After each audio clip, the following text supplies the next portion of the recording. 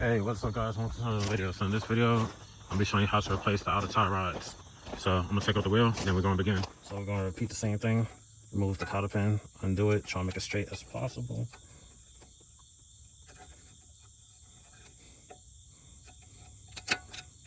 Like so, and then pull it out. Yeah,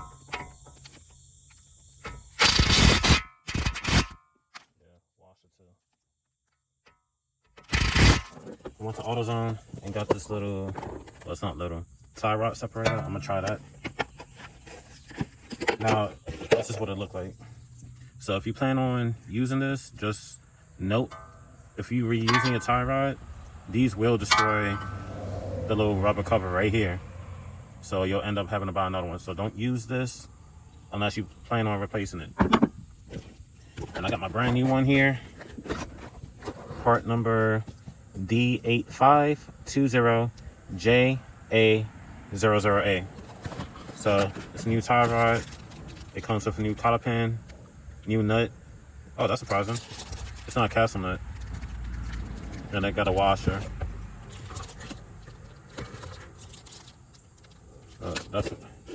I might go buy a castle. I don't know. I'll see it for right now. So anyway, we just want to shove it right underneath here. And then we're going to give it a couple of hits with the hammer.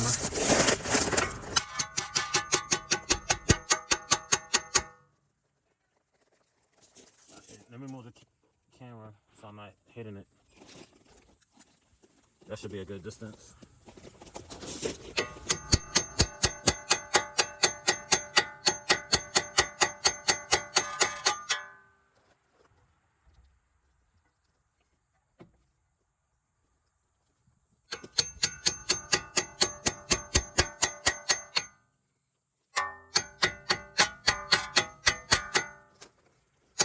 Twenty minutes late.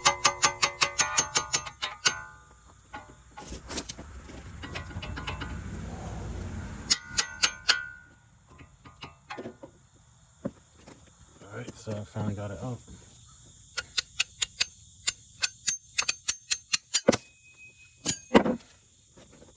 So like I said, it destroys the bushing and the locking ring.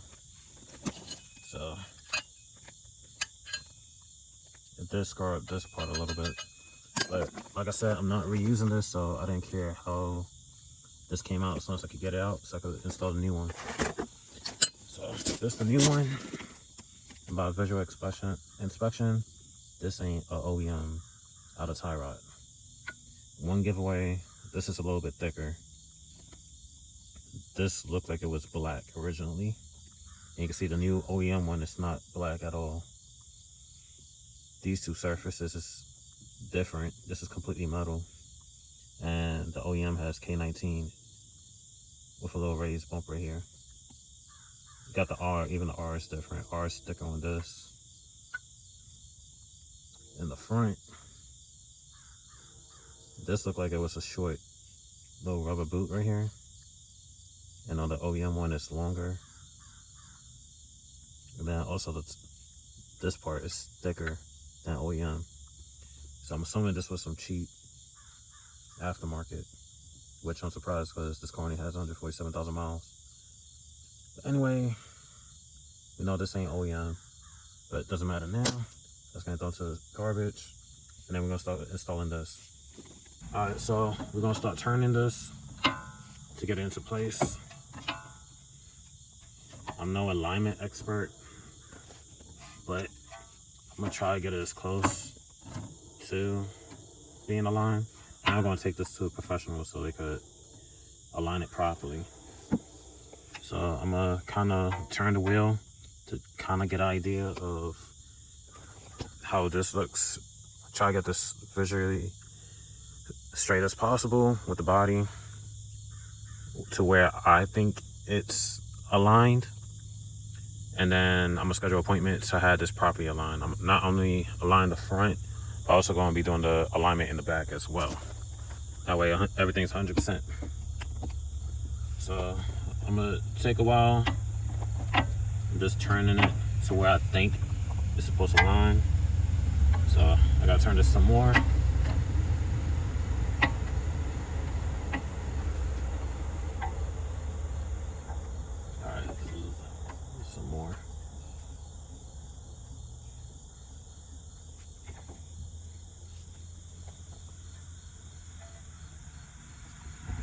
To me, I think that's straight. So I gotta do a couple more turns so I can line up with the hole. First. And push this nut back some more.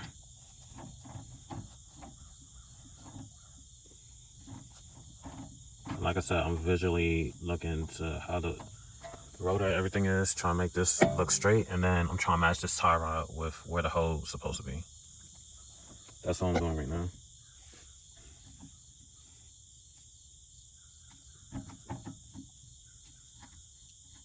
I guess that's how far I could go, because it's not letting me turn no more. So I'm gonna back it up. My steering wheel's straight, I believe. Yeah, steering wheel's straight. So it's probably the max. So we're gonna work this into its hole, push it down.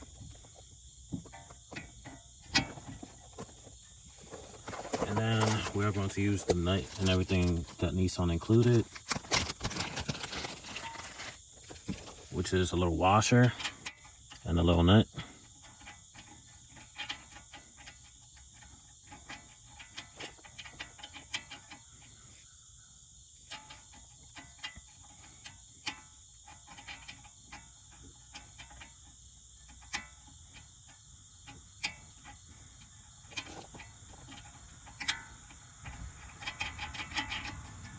I'm gonna tighten this first, and then I'll worry about the little cotter pin. For some reason, this looked a little bit shorter than the one that was on here, but then again, it was aftermarket. It wasn't OEM. So I'm gonna back it up. All right, so this nut is a 19.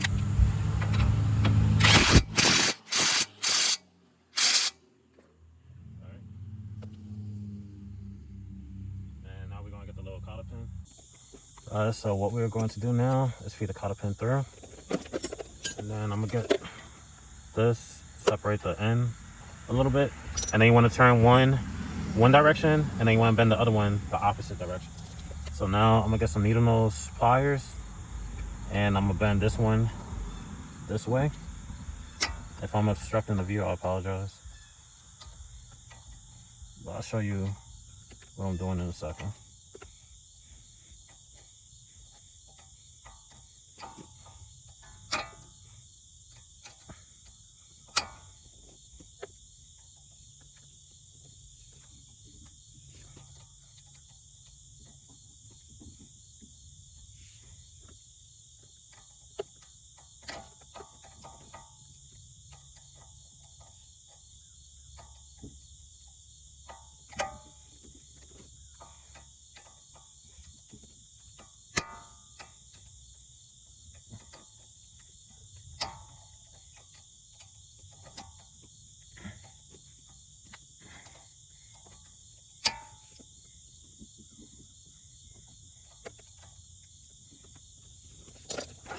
Alright, so that's what I did. So I bent one in one direction, and then I bent the other in the opposite direction.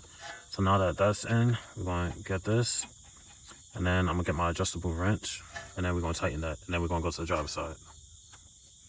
Before we do that, I'm going to get a little socket. I'm going to put it over the copper cotter pin, and I'm just going to tap it.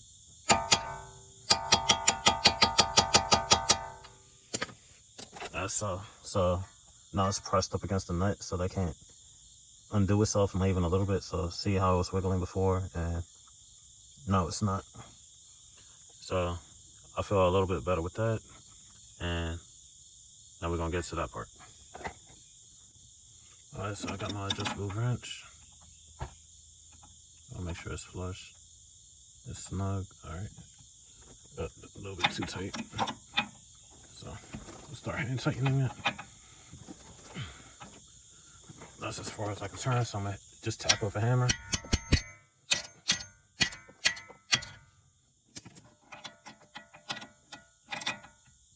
Yeah.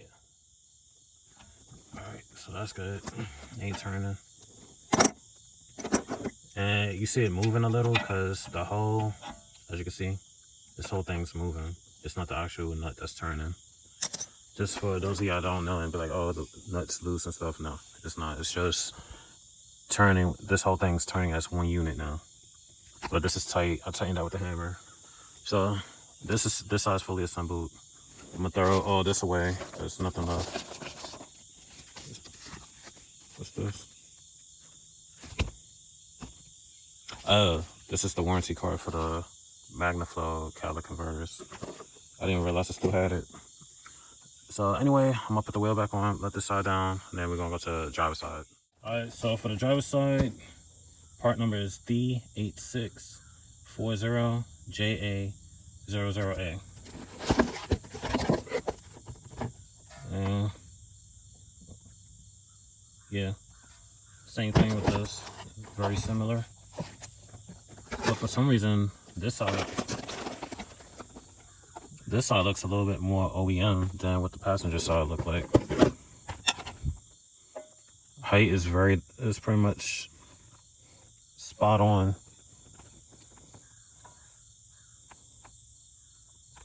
And the top looked fairly the same. What's imprinted on this? H18.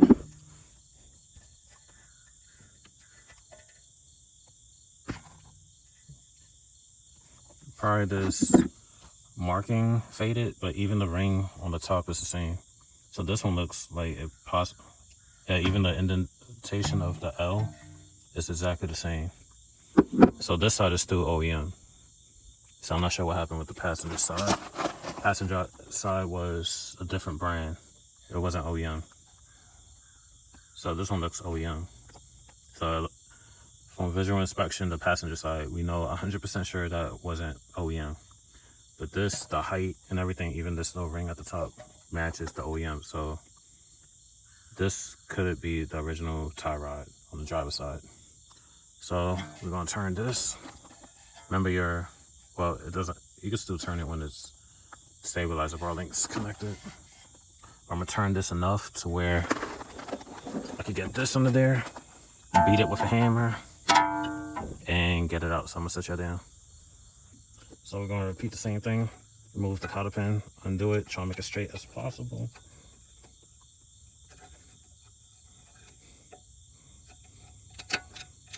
So, and then pull it out.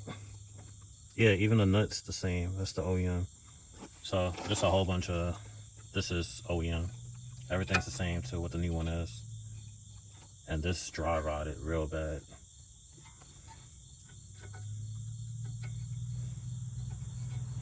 So just gonna work this out from there.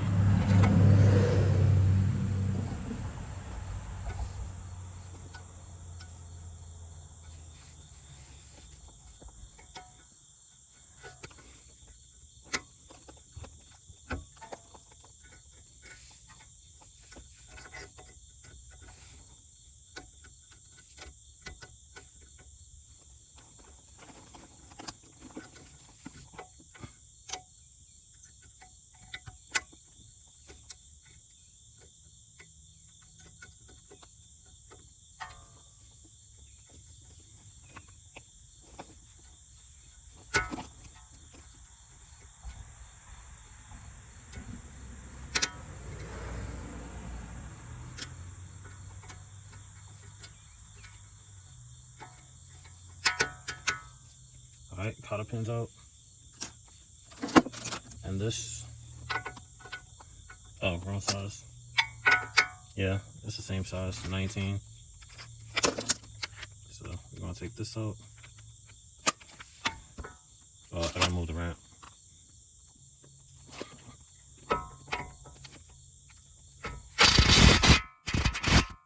Yeah, wash it too. So this is OEM. Alright, now to the most aggravating part, getting it out. Is it just gonna pop out?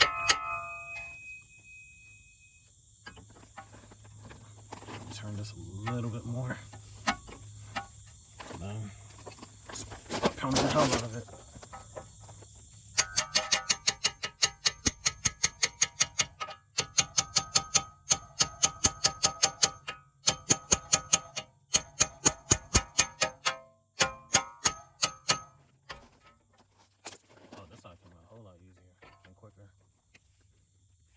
I busted the seal.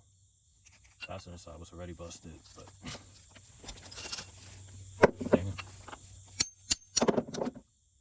clean this up and then I can return that to AutoZone. I'm gonna get some towel, clean up the grease that's here, and be right back. So I'm assuming how quick and easy this was, because the other side took me almost half hour and just hammering it just to get out, and this, I don't even think it took 5 minutes.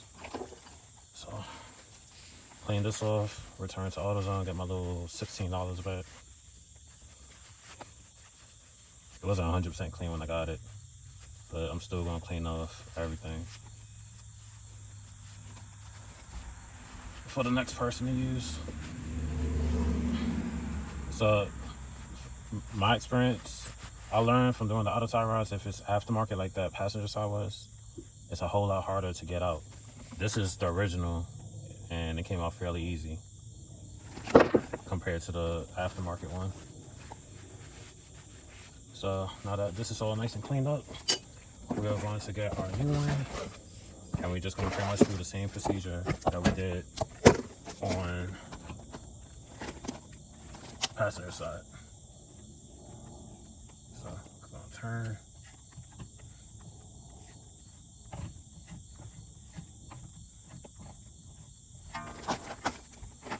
Alright, so got to turn some more.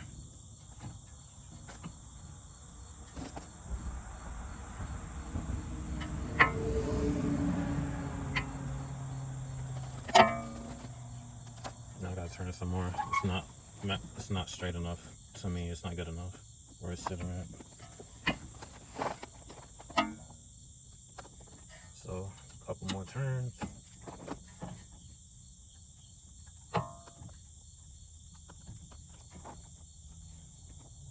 Alright, visually this wheel looks straight, but I probably got 2 more turns and it should match up. Yep, up. Alright, let's check one more time. Alright, to me that's straight. So we're gonna put that washer and all that good stuff. Oop. Drop the cotter pin. Set that right there.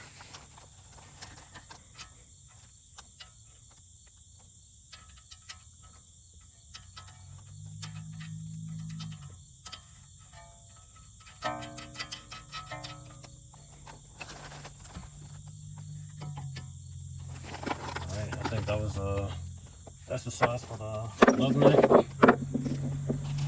This was the size for the cotter. Put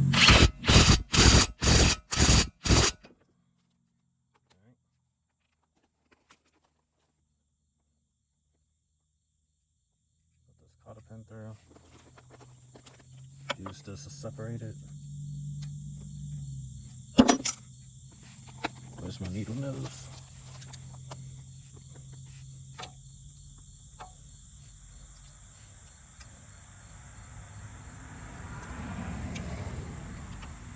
And the way you might do the cotter pin is up to you, but this is the way I like doing my cotter pins.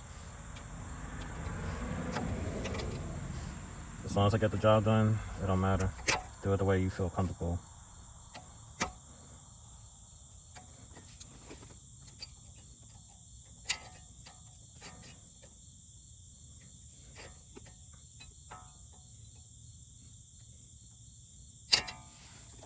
Alright, where's that socket I had? I'm gonna get that socket and then do the same thing. Tap it so the cotter pin could be flushed underneath this and it's not freely moving around. Alright, I'm gonna do the same thing.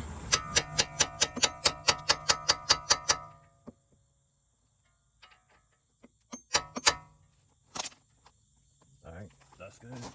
Now we can tighten that. Get my adjustable wrench.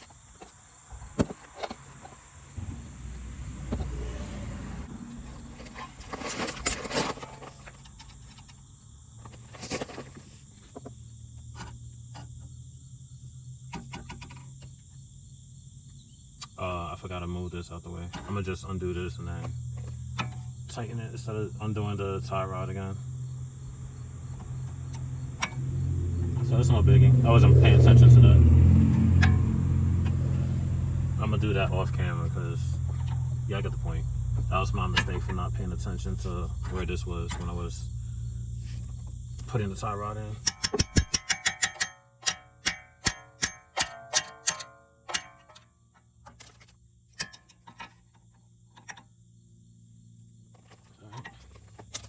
That's tight. So that's how you place outer tie rods on a 7th-gen Nissan Maxima. I'm gonna fix this off camera. But like, comment, subscribe, and I'll see you in the next one. Peace.